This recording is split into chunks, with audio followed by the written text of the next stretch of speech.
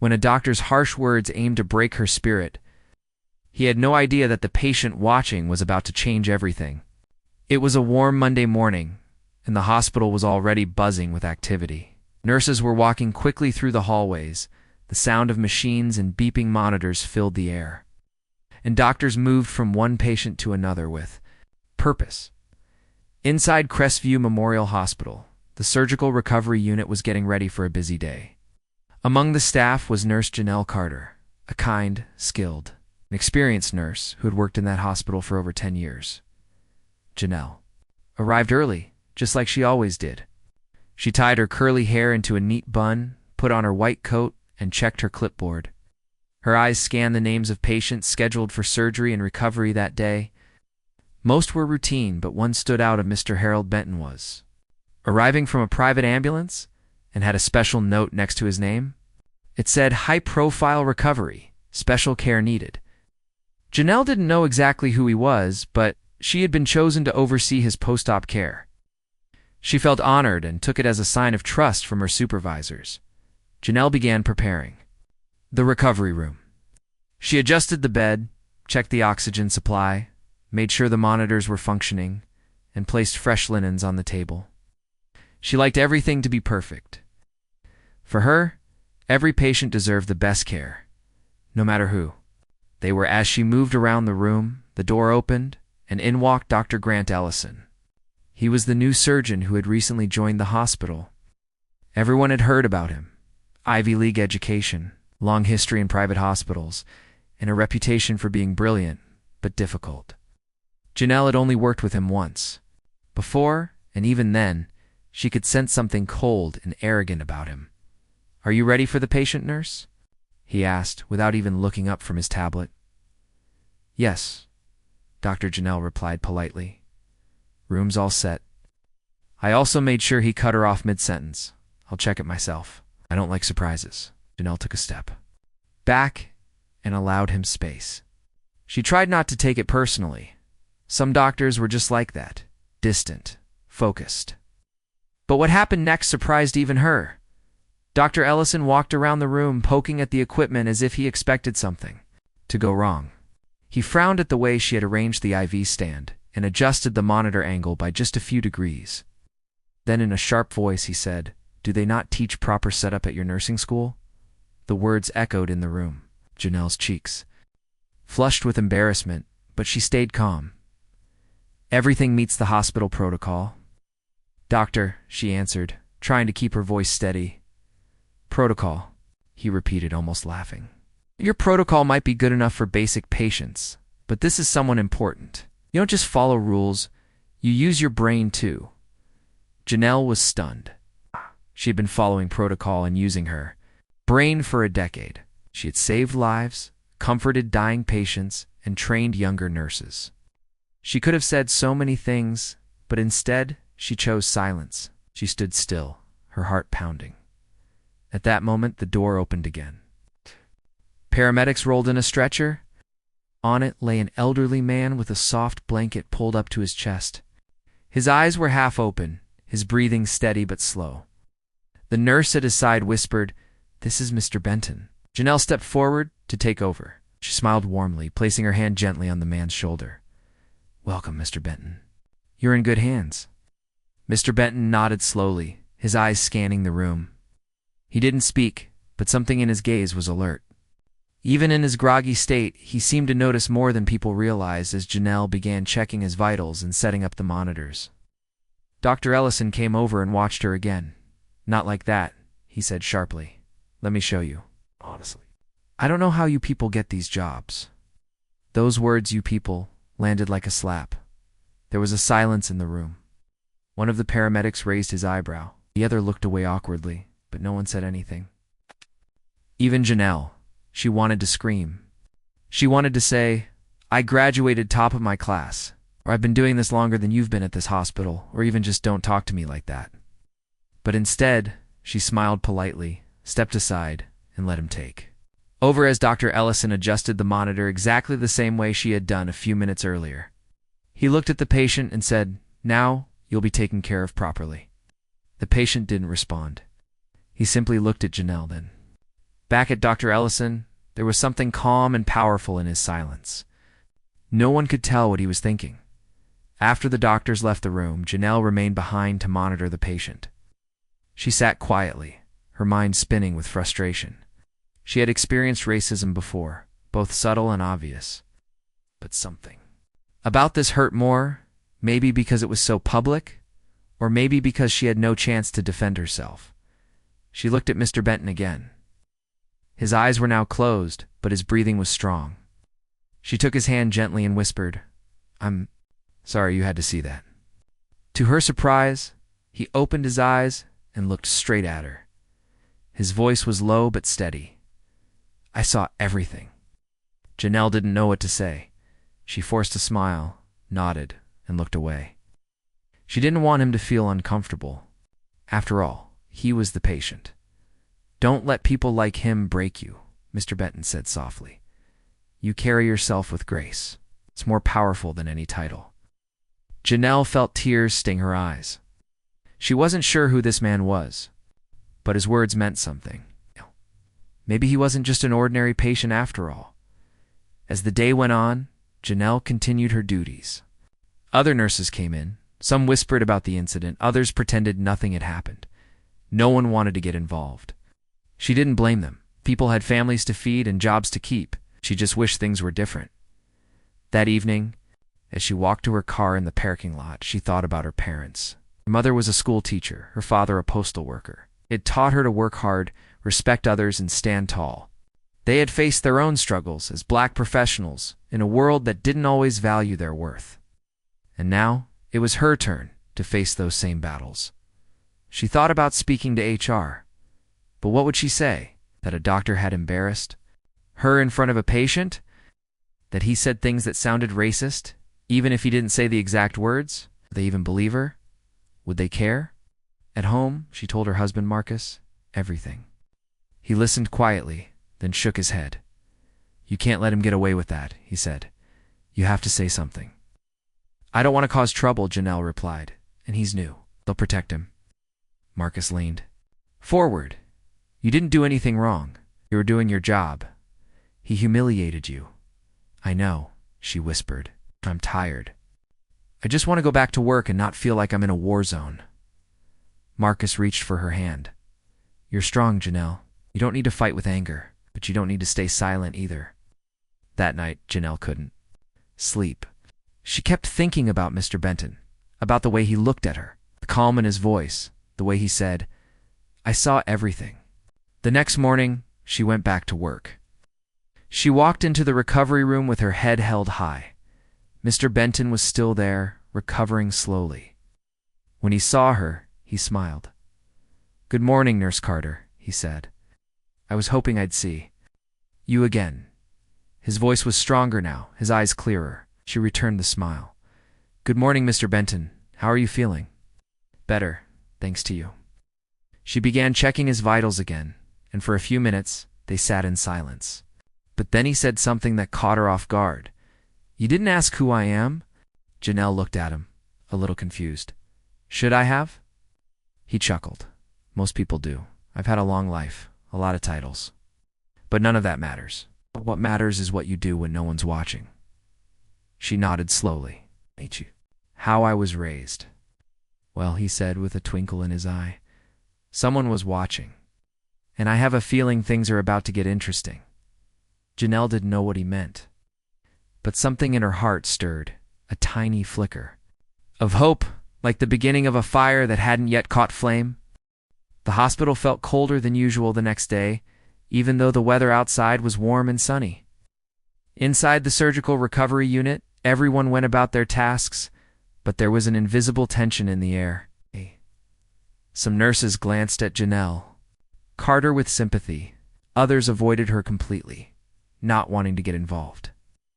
The incident with Dr. Ellison had spread through quiet whispers, but no one had the courage to talk about it openly. Janelle walked through the corridor with her.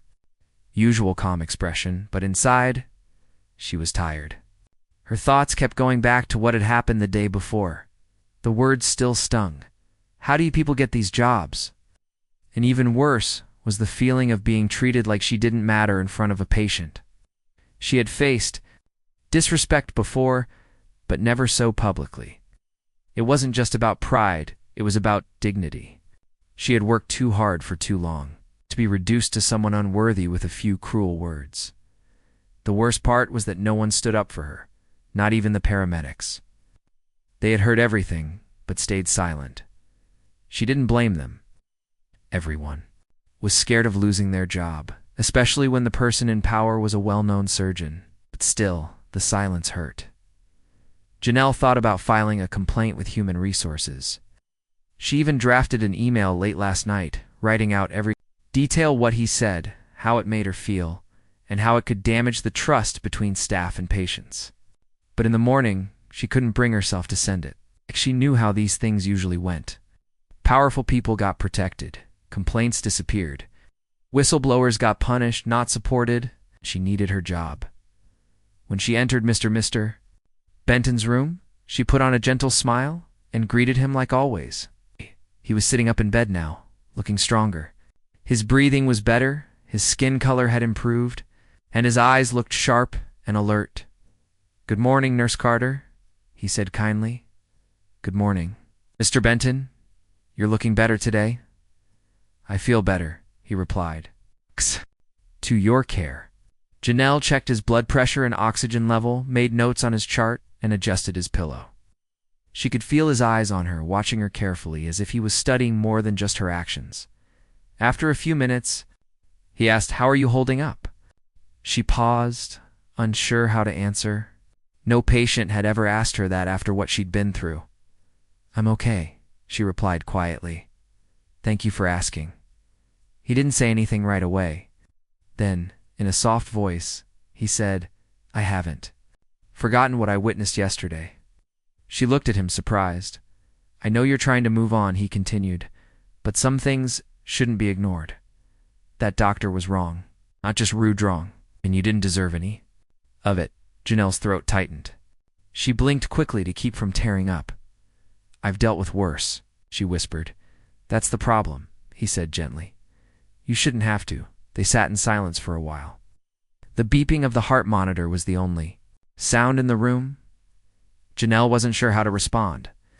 She appreciated his words, but they also stirred emotions she had tried to bury. Then Mr. Benton leaned slightly forward and said, "I didn't say this before, but I think you should know I'm not just another patient. I spent most of my life fighting injustice. I've been a judge, a lawyer, and even marched beside people like John Lewis and Rosa Parks. I've seen what silence can cost." Janelle looked at him with wide eyes. "You're that Harold Benton?" He smiled. "I am." She had heard the name before. Harold Benton was once a well-known judge who had ruled on cases involving racial discrimination, police misconduct, and education reform. He had retired a few years ago, but his name still carried weight, especially in civil rights circles. "But you're," she began, then stopped. "Old?" he finished, laughing. "Yes, I am. But I'm not done yet. Especially when I see something that needs to change." She felt a strange mix of emotions, surprise, respect, and cautious hope. Was he serious? Could he really help? "I appreciate your words, sir," she said carefully. "But I don't want to make trouble. I just want to do my job." He looked at her with kind but firm eyes. "You didn't start this. You didn't humiliate yourself. You did. All you did was your job, and you did it well." "That's exactly why he targeted you?" Janelle didn't respond. She was still trying to process everything. "Let me ask you something," he said. "If this happened to a younger nurse, maybe one just starting out, what would you tell her to do?" Janelle thought about it. She knew the answer. She would tell the younger nurse to stand up for herself, to speak out, to believe in her worth. "Guess I'd tell her to report it," she admitted. "Exactly," Mr. Benton said. "It's because staying silent only lets people like him continue. You don't need to fight with anger. You just need to tell the truth." His words stayed with her long after she left the room. Throughout the day, Janelle kept thinking about her younger self, The one who had worked nights while going to nursing school? The one who had cared for her sick mother while studying for exams? The one who had faced patients yelling, doctors dismissing, and managers doubting? That girl hadn't come this far just to bow her head and accept disrespect. Still, fear was real. She had bills to pay, a mortgage, and a husband trying to start his own small business. Getting in trouble could mean losing everything. That evening, Mr. Benton made a phone call. His voice was slow but steady, and the person on the other end knew exactly who he was. "I need a favor," he said. "Not for me, for someone else." The person on the other end of the line was a journalist he had known for over 30 years. She worked for an independent news outlet, one that often told stories others ignored. He told her what had happened, not just the words, but the feeling in the room. The way Janelle stood there, humiliated yet professional. The way the doctor spoke with arrogance and hate. He described everything in detail. The journalist listened carefully. "Are you sure you want to get involved in this?" she asked. "I've spent my life getting involved," he replied. "And I'm not stopping now." The next day, Mr. Benton asked for access to hospital policies. He didn't do it in a loud or a threatening way. He simply requested copies of their patient care guidelines, staff behavior protocols, and diversity training materials. Because of who he was, the hospital administration quickly agreed, hoping to keep him happy. He also asked for a copy of any security footage from the day of the incident. There was a camera in the hallway just outside his room. He knew it might have picked up the audio, or at least the expressions and body language of those involved. Again, they said they would look into it. Meanwhile, Janelle continued working, like always. She didn't know the wheels were already turning behind the scenes. She still hadn't filed her complaint. Every time she opened her email, she stared at the unsent message, then closed it again. On Friday afternoon, Mr. Benton called her over before his afternoon medication. "I've been doing some work," he said casually. She looked at him with concern. "Work?" "Yes," he said. "I've contacted a few people. I have a journalist friend who's interested in the story. I also requested the security footage." Janelle's eyes widened. "You? What?" "I believe the truth needs to come out," he said simply. "But I won't move forward unless you agree." She felt a wave of panic. I didn't ask for any of this. What if I get fired?" "You won't," he said. "And even if they try, it won't be that easy not when people are watching. But I'll only move forward if you say yes." Janelle sat down. Her hands were shaking. She had wanted justice, but this felt so fast, so big. "I need to think," she said. "Of course," Mr. Benton replied. "Take your time. At night." She sat with her husband and told him everything about who Mr. Benton really was, about the journalist, about the security footage. Marcus listened carefully. "He sounds serious, he is," Janelle said. "But what if the hospital turns on me?" Marcus took her hand. "Then we face it together. You're not alone." The next day, she returned to Mr. Benton's room and gave him a quiet nod. "Let's do it," she said. He smiled. "Good.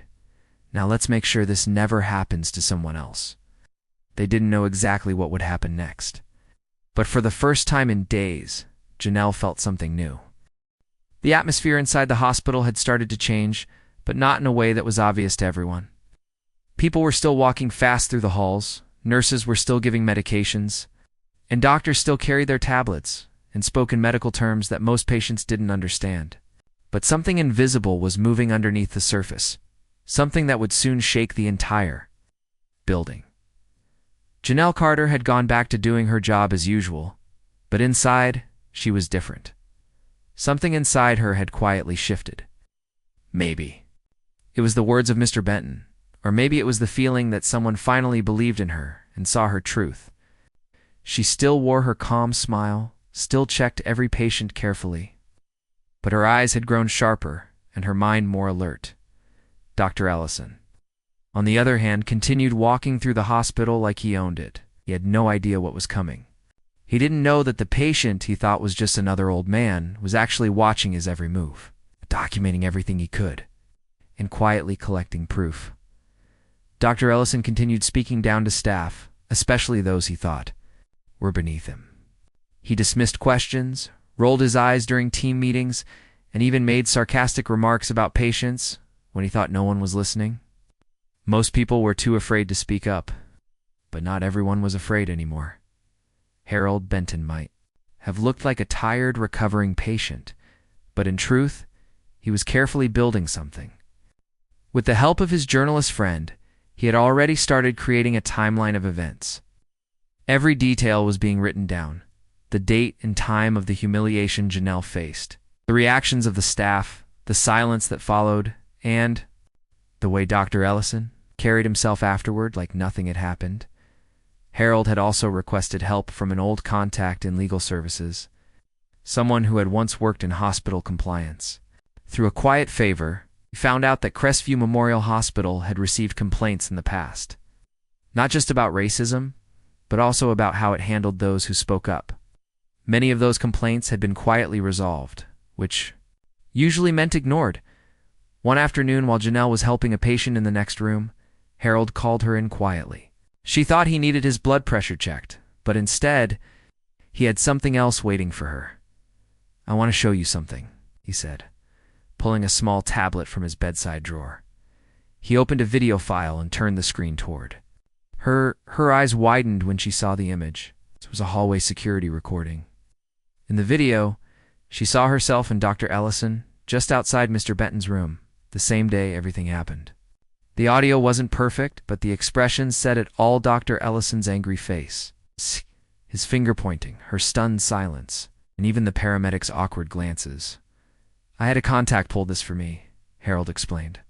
"It's not the whole story, but it's enough to show something isn't right." Janelle stared at the screen. She felt a wave of emotion, shame, relief, anger, and pride all mixed together. She had proof now. She wasn't just imagining.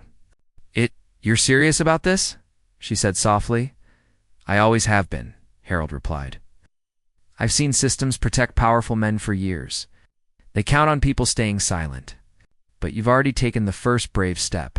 Now we have to keep going." That evening, Janelle finally sent the email she had written days ago. The complaint against Dr. Ellison was submitted to Human Resources, along with a short note about the video evidence that existed. She didn't include the video itself, not yet, but she wanted them to know that something was out there. Within 24 hours, she received a reply. It was short and polite. "Thank you for your concern. We will begin an internal review. Please, do not discuss this matter with others during the investigation." It was the usual kind of response: cold, formal, and distant. But now, Janelle wasn't alone. She forwarded the message to Harold, who gave it to the journalist quietly preparing the story. Meanwhile, inside the hospital, Dr. Ellison continued to work as if nothing had happened. He performed surgeries, gave orders, and treated certain staff with fake politeness while ignoring others completely.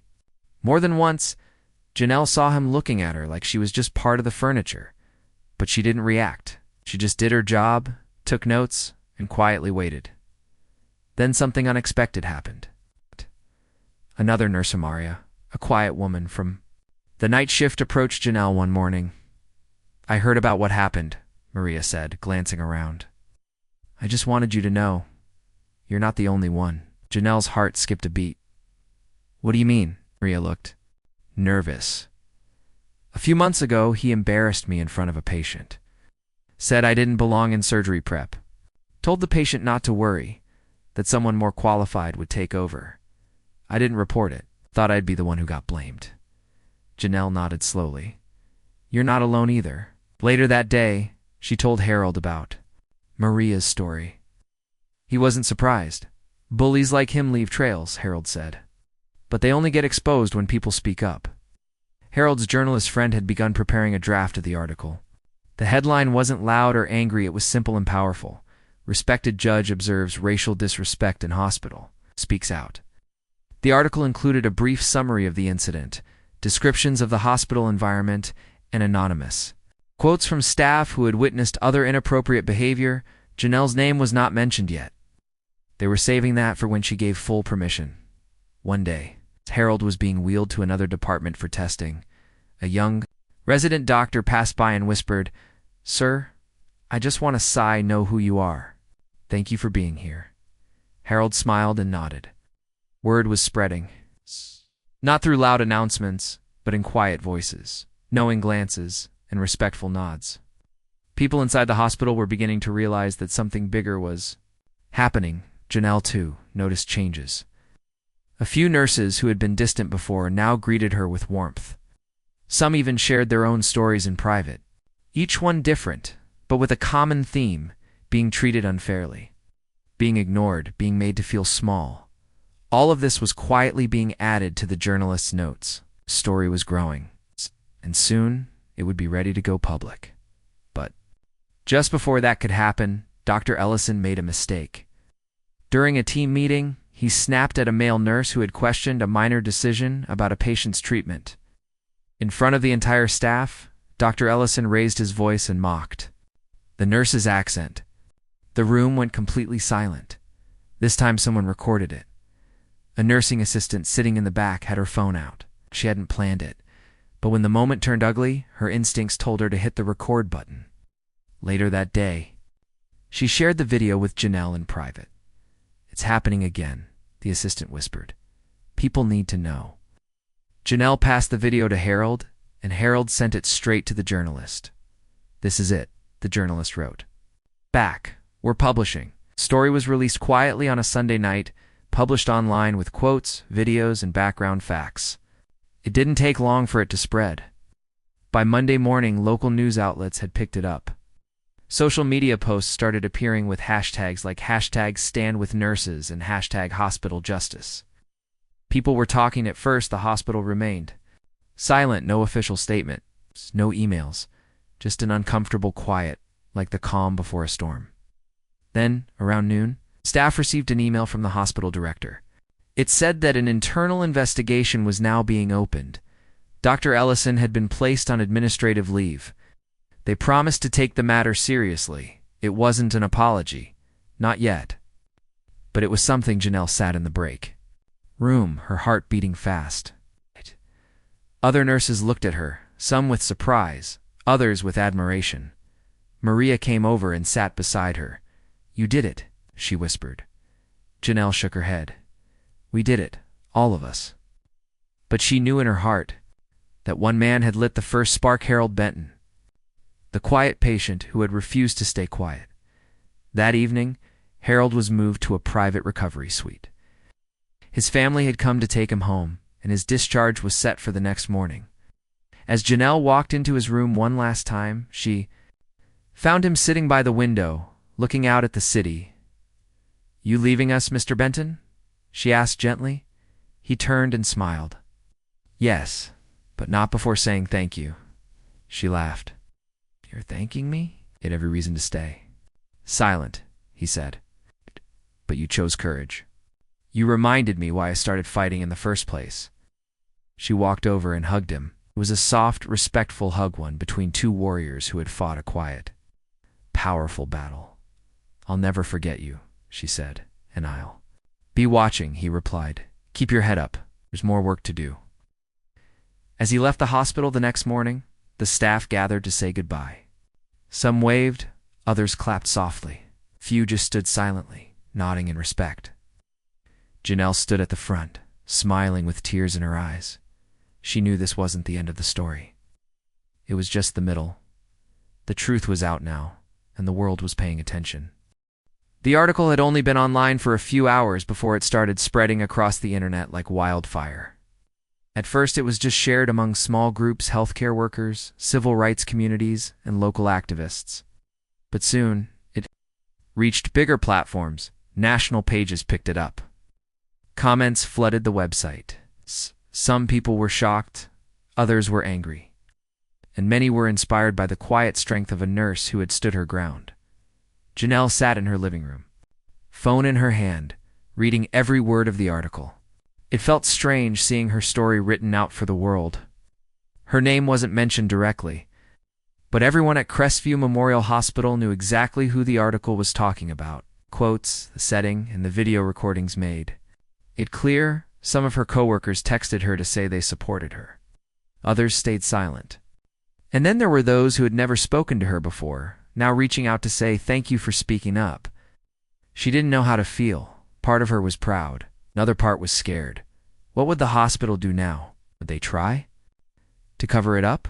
Would they blame her for the attention? Would she lose her job? That night, she couldn't sleep. She lay awake, staring at the ceiling, thinking about all the years she had given to her work.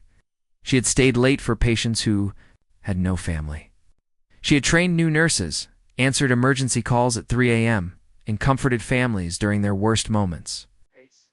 She never wanted fame. She just wanted respect. The next morning, she walked into the hospital with her head held high. She could feel the difference in the air. Some staff members looked at her with a new kind of respect. A few avoided eye contact, unsure of what to say. And then there were people she had never talked to who nodded at her, their faces full of silent support. Inside the administrative office, the situation had become serious. The hospital leadership met behind closed doors. They knew. The story had gone viral. The board of directors was worried. Donors had started calling. Some patients had even canceled appointments, saying they didn't want to be treated in a place where racism was ignored. Dr. Ellison had been placed on leave the moment the story broke, but now the pressure was growing. People were asking questions. News vans showed up outside the hospital. Reporters wanted interviews. No one in charge knew how to control the damage. Inside her department, Janelle tried to stay focused. She took care of her patients, just like always checking vitals, updating charts, giving medication. She didn't want to be seen as a hero. She just wanted to do her job. But everywhere she went, she felt eyes on her.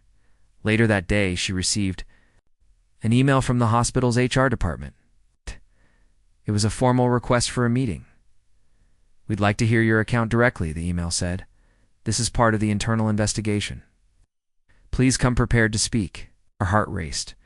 As she read it, she knew this was the moment everything would either fall apart or begin to change. She walked into the meeting room the next day, dressed in her usual nurse uniform, but with an inner strength she hadn't felt in a long time. Inside the room were 3 people, 2 from HR, and 1 representative from hospital leadership. They all looked serious. "Thank you for coming, Nurse Carter," one of them began. "We want you to feel comfortable here. This is a safe space." Janelle nodded. "We've seen the article, the videos, and the public reaction," another added. "Before we move forward with disciplinary action, we'd like to give you a chance to tell us what happened in your own words." A deep breath and began speaking. She told them everything, not just about the incident with Dr. Ellison, but also how it made her feel. She spoke about how silence had surrounded the event, how it had happened in front of a patient, how no one had spoken up, and how difficult it was for people like her to be treated with respect in environments that often ignored the voices of nurses, especially women of color. She didn't cry. She didn't shout. She simply told the truth, clearly and calmly. Every word she said came from the heart. When she finished, the room was quiet. "We appreciate your honesty," one of the HR members said. "We'll be reviewing everything you've shared." After she left the room, she felt both relieved and nervous. She had no idea what would come next, but things moved quickly. Within a few days, the hospital issued a public statement. It was posted on their website, social media pages, and sent to local news channels. "We are deeply concerned about the recent events at our facility. We are currently conducting a thorough investigation into all claims of inappropriate behavior and discrimination. The well-being of our staff and patients is our top priority, and we do not tolerate racism or disrespect in any form." That same day, Dr. Ellison submitted his resignation. The hospital accepted it quietly, without ceremony, and without public comment. But inside the staff break room, the news spread like fire. "He's gone," Maria whispered to Janelle. "It's over." Janelle shook her head. "It's not over. It's just the beginning." She was right. The hospital, under pressure from the media and the community, began a full review of its internal policies. They hired a third-party group to come in and conduct interviews with staff about workplace culture. Anonymous surveys were sent out. And for the first time in years, the hospital board held an open forum for employees to speak freely. At the forum, Janelle was invited to talk. She didn't want to, but her coworkers encouraged her. When she stood in front of the room, she could see people from every department: nurses, techs, receptionists, custodial workers, and even a few doctors. She told them what had happened to her, how she felt invisible that day, and how too many people had stayed silent not because they didn't care, but because they were scared. She talked about how silence protects the wrong people and punishes the right ones. She asked for changes, not just apologies. By the time she finished speaking, the room was completely quiet. Then someone started clapping, and another. Soon the entire room was filled with the sound of applause. A week later, the hospital announced a series of reforms. New committee would be formed to deal with racial and workplace discrimination complaints. Every staff member, from doctors to janitors, would be required to take part in empathy and equity training. There would be a safe hotline for nurses and other staff to report misconduct without fear of retaliation. And most importantly, the hospital promised that every voice would be heard. It's not just those with titles and power. Janelle was asked to join the committee as a senior nurse advisor. At first, she wasn't sure if she should accept. She didn't want to be a symbol. She wanted to be a nurse. But then she remembered what Harold Benton had told her. You didn't ask for this, but you're strong enough to carry it. She accepted. Meanwhile, Harold watched everything unfold from his home. He kept in touch with Janelle through letters and phone calls. He saw the news clips, read the updates, and smiled every time he saw her name mentioned with respect. You've done something real, he told her over the phone one day. You've changed more than just one hospital. You've reminded people that truth still matters. Janelle didn't see herself as a hero. She saw herself as a woman who had been hurt and chose not to stay silent. She saw herself as part of a group of workers who gave their all to their jobs and deserved to be treated with dignity. Now she was using her voice to make sure others didn't go through what she did. Patients started recognizing her. Some would stop her in the hallways and say, "Thank you." Others would request her by name, saying, "I want Nurse Carter to take care of me." One afternoon, a mother approached her in the waiting area. She had tears in her eyes. "My daughter is training to be a nurse," she said, "and she showed me your story. You gave her courage, gave me hope." Janelle smiled and hugged her gently. It was in moments like this that she realized how far the story had reached. She never wanted the spotlight. But now that it was on her, she was going to use it to shine light on others too. She started mentoring younger nurses especially, those who were afraid to speak up. She told them what she had been through, not to scare them, but to prepare them. She told them that their voice mattered, that their presence mattered, and that they had power, even when it didn't feel like it. She also worked with the hospital leadership to create better communication between staff. Monthly meetings were now held where people could speak freely about their concerns.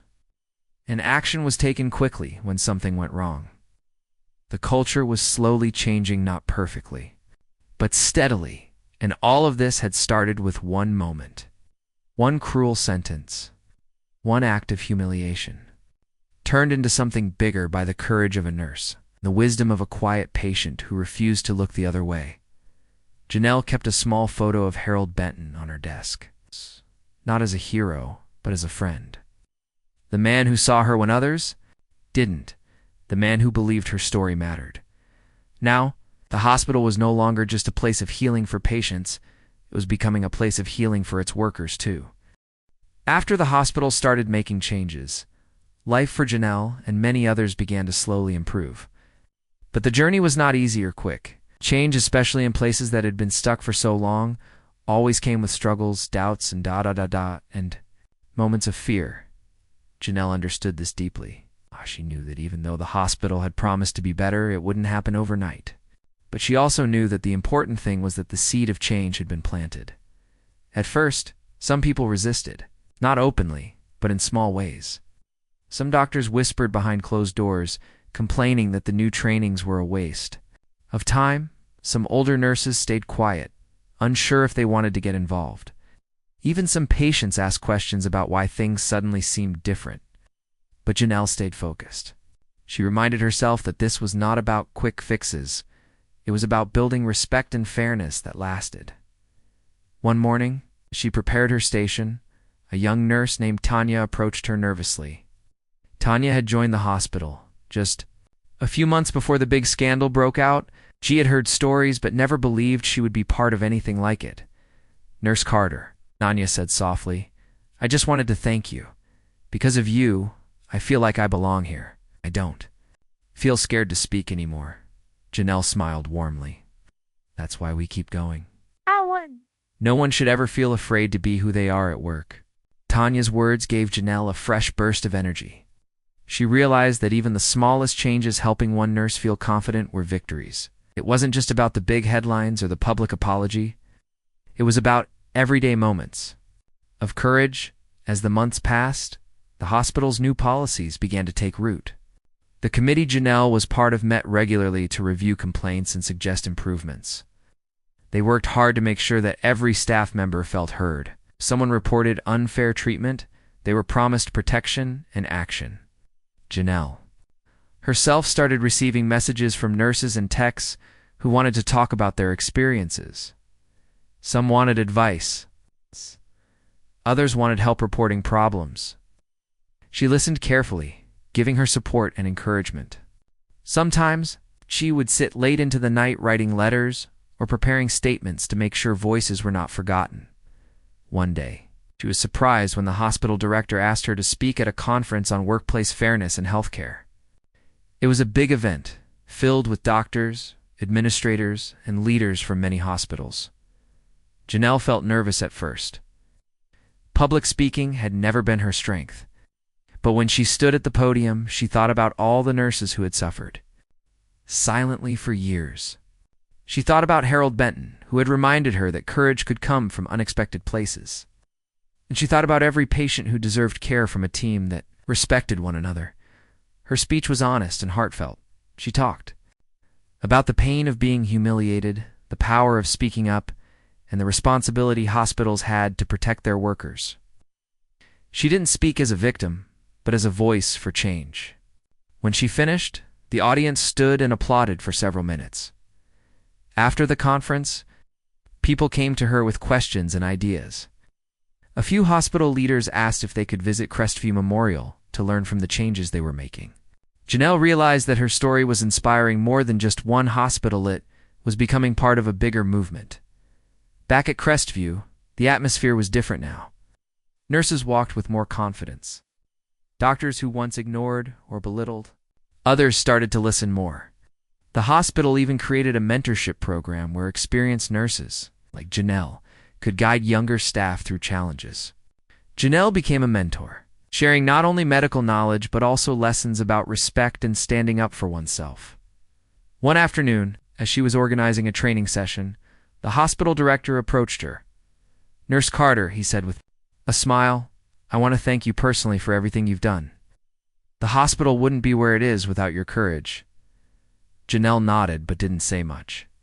She knew the work was far from over. There were still moments when she heard whispers or felt tension in certain rooms. There were still patients who didn't understand why things had changed. But now, the changes had a foundation. They were real. A few months later, Janelle received a surprising visit. It was Harold Benton. Though he had left the hospital weeks ago, he had returned, walking slowly with the help of a cane. He wanted to see how things were going. Janelle greeted him warmly, happy to see her friend again. "How are you feeling?" she asked. "Better," Harold replied with a smile. "Much better knowing this place is healing too." They sat together in the hospital garden, watching the sun set. Harold told her about the impact her story had on the community. People were talking about nurses and hospital workers differently. There was more respect, more awareness. But he also reminded her that vigilance was important. "Change is like a garden," he said softly. "You have to keep watering it, or the weeds come back." Janelle agreed. "Oh, and we'll keep watering it." As Harold left, Janelle felt a deep sense of peace. The fight had been hard, but worth every moment. She knew there would be challenges ahead, but now she had the strength and the community to face them. Over the next year, Janelle's life continued to change. She was promoted to a leadership role in nursing. She continued mentoring others. She spoke at schools and community centers about her experiences, inspiring young people to pursue careers in healthcare and to stand up for justice. Her relationship with her family also grew stronger. They had worried about the toll the situation was taking on her, but they were proud of how she had handled everything. They supported her dreams and encouraged her to keep making a difference. Sometimes, late at night, Janelle thought back to the moment when Dr. Ellison had humiliated her. At that time, it had felt like the world was crashing down. But now, she saw it differently. That painful moment had been a turning point, a spark that ignited a powerful change. She realized that even in the darkest moments, courage could shine. The hospital had become more than a workplace for Janelle. It was a place of hope and healing, not just for patients, but for the people who cared for them. And that was the greatest reward of all. In the end, the story wasn't just about one nurse or one doctor. It was about the strength of truth, the power of speaking out, and the possibility of change when people come together. Janelle knew her journey was far from over. There would always be challenges and moments when she'd need to be brave again. But now, she faced the future with hope and determination, ready to help build a better world for those who came after her. And that was a story worth living.